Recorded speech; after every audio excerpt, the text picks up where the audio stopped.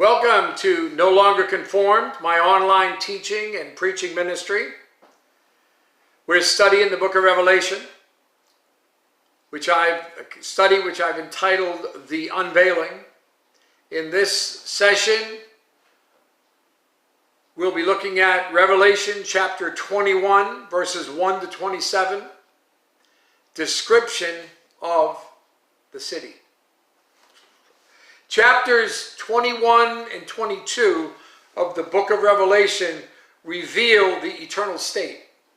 At this point in the record, all sinners of all ages, demons and mankind, Satan also, are in the lake of fire.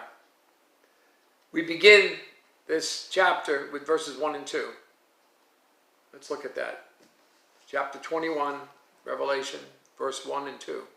Then I saw a new heaven and a new earth, for the first heaven and the first earth had passed away, and the sea was no more. And I saw the holy city, New Jerusalem, coming down out of heaven from God, prepared as a bride adorned for her husband. Listen, the old is gone, a new is coming from heaven. No more sea is amazing, since 3/4 of the earth that we know is covered with water. The new heavenly Jerusalem is the eternal dwelling place for all the redeemed of all time. Hebrews chapter 12, verses 22 to 24. But you have come to Mount Zion and to the city of the living God, the heavenly Jerusalem, to an innumerable company of angels, to the general assembly and the church of the firstborn who are registered in heaven, to God the judge of all, to the spirits of just men made perfect, to Jesus, the mediator of the new covenant, and to the blood of sprinkling that speaks better things than that of Abel. Listen to the description of these next several verses, beginning with verse 3, down to verse 8. And I heard a loud voice from the throne saying, Behold, the dwelling place of God is with man.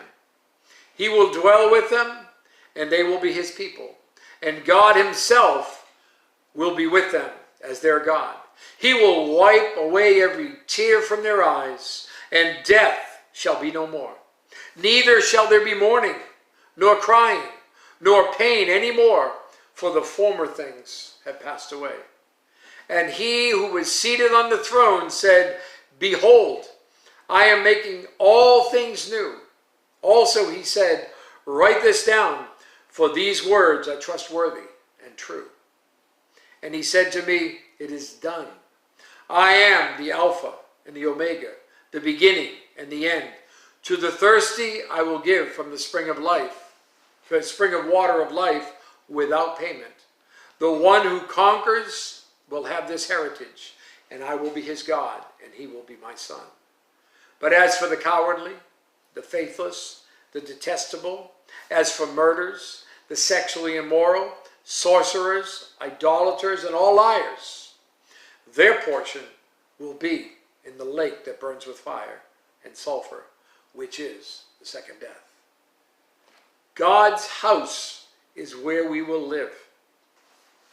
The Lord himself will dwell with redeemed mankind for eternity. Listen, old experiences will not be allowed. No tears, no death, no sorrow, no crying, no pain. New things will be experienced. Full satisfaction, water of life. Full inheritance, heritage, and full fellowship. I will be his God, and he will be my son. The one who conquers, and who is an overcomer. Anyone who puts his faith in Jesus Christ. Remember, earlier on we looked at this, 1 John chapter 5, verses 4 and 5. For whatever is born of God overcomes the world. And this is the victory that has overcome the world, our faith. Who is he who overcomes the world? But he who believes that Jesus is the Son of God. Verse 8 lists people not allowed in heaven: the cowardly, the faithless, the detestable, as for murderers, the sexually immoral, sorcerers, idolaters, and all liars.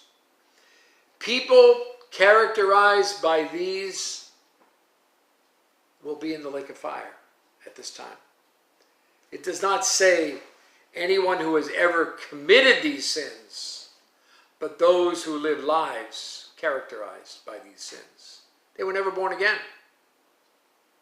And John is called to see the city in much detail. Look at verses 9 and 10. Then came one of the 7 angels who had the 7 bowls full of the 7 last plagues, and spoke to me, saying, Come, I will show you the bride, the wife of the Lamb. And he carried me away in the Spirit to a great high mountain, and showed me the holy city, Jerusalem, coming down out of heaven from God. This is the place Jesus went to prepare. In John chapter 14, verse 2 and 3. I go to prepare a place for you. And if I go and prepare a place for you, I will come again and receive you to myself, that where I am, there you may be also. It is identified as the bride of Christ and the heavenly city. This city takes on the character of its inhabitants. This is a truth. Heaven is seen as both a church and a city. These can be seen in the details.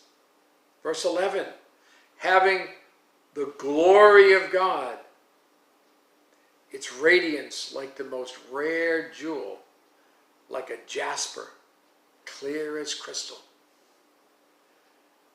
And then notice the symbolism in the description, verses 12 through 14.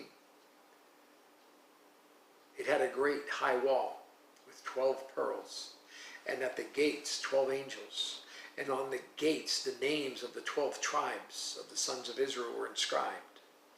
On the east 3 gates, on the north 3 gates, on the south 3 gates, and on the west 3 gates.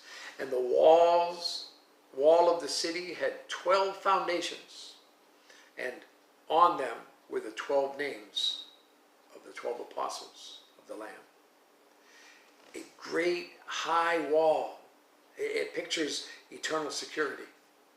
12 gates, the redeemed of Israel. 12 foundations, the church. These are God's people. And then verses 15 to 17 are interesting. And the one who spoke with me had a measuring rod of gold to measure the city and its gates and walls.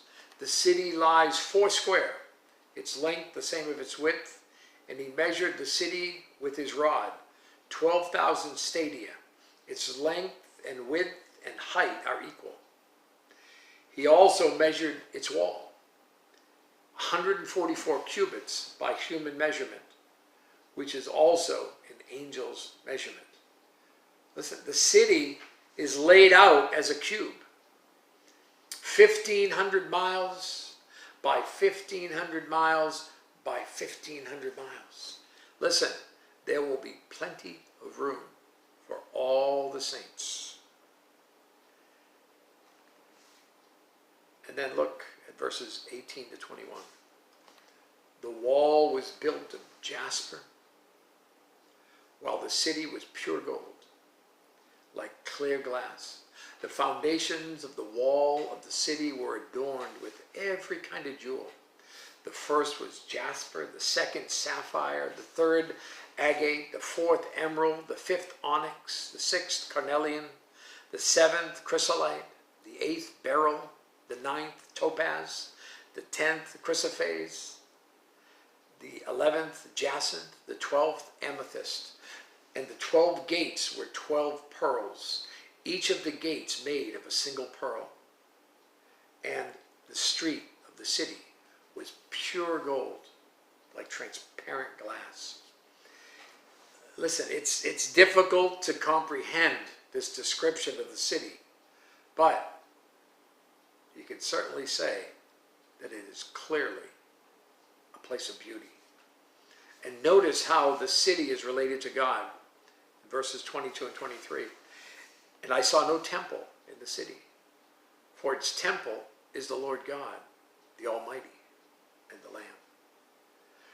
The city had no need of sun or moon to shine on it, for the glory of God gives it light, and its lamp is the Lamb. Listen, no place of worship to gain access to God. And why is that? Well, the Father and the Lamb are there. No sun or moon. Why? Because of the glory of God, and the Lamb will provide all the light that's necessary. And then look at verses 24 down to verse 27. By its light will the nations walk, and the kings of the earth will bring their glory into it. And its gates will never be shut by day, and there will be no night there. They will bring into it the glory and the honor of the nations, but nothing unclean will ever enter it, nor anyone who does what is detestable or false, but only those who are written in the Lamb's book of life. What does this mean? Well, I don't know, except that only the saved will have entrance to this city. Only those written in the Lamb's book